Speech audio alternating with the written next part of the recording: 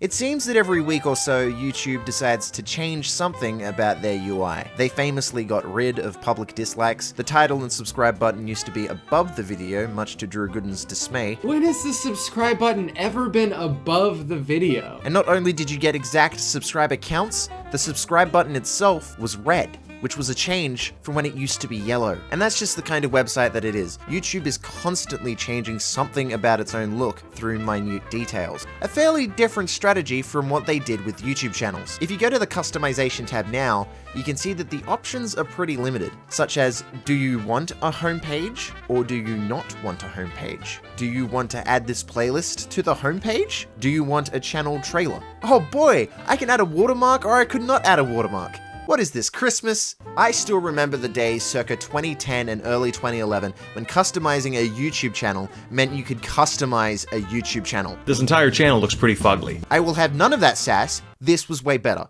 In 2011, YouTube channels looked completely different to how they look today. And you know what?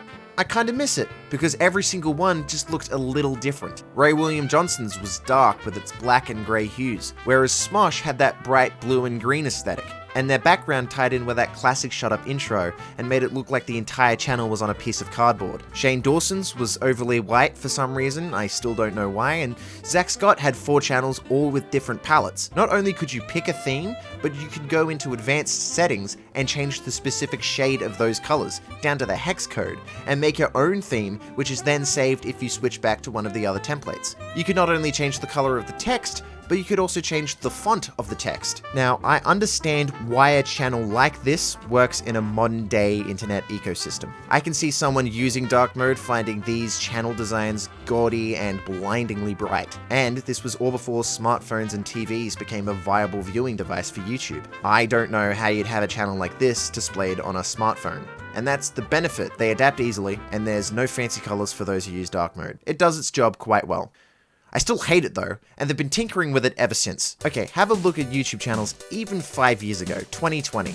Now, I don't know about you, but this to me is a cleaner design. You got a place for the uploads, a place for the additional channels here. You got a section for someone to subscribe. You got a section for their links, their social media sites, and then you've got the name here in the corner. It's all clean. I like this. Obviously, modern YouTube channels do not look like this anymore. They look like this, which is not good. I like how now everything is just squished in the same area. The links, the description, the subscribers, it's all just squished into the same area. I don't like this, it's ugly. It's bad. Part of me believes that when people complain about modern YouTube, part of what they're missing are these YouTube channel designs. Because it's not just customization, but the information you get from them too. YouTube is a very unique kind of website in the sense that they're not quite a social media site, but they're not quite a streaming platform like Netflix. They're kind of weirdly in the middle. So these YouTube channels are kind of a hybrid between personal website and Facebook profile. You can tell them where your hometown is or what your occupation was. There used to be an activity tab so that viewers could see what kind of videos someone liked or commented on. Ray William Johnson commented on 2 more days until the end, 51 minutes ago. Your face is pretty cool.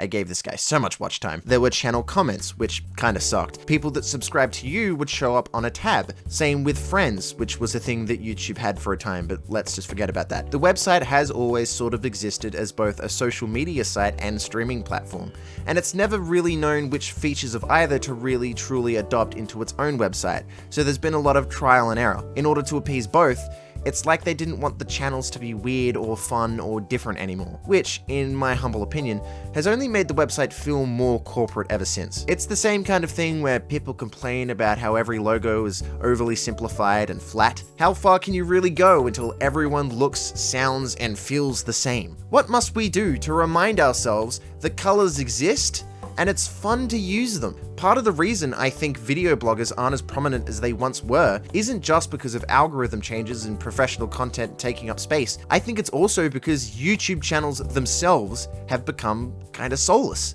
When you went to someone's YouTube channel, it was almost like you understood them a little more. Even something simple like how most people would probably drape their channel in whatever color was their favorite. And why not? You were spending time on their channel, their space. YouTube itself, that was white and boring, but your corner of the website could look and feel how you wanted it to look and feel. There's almost something, McLuhanist about it.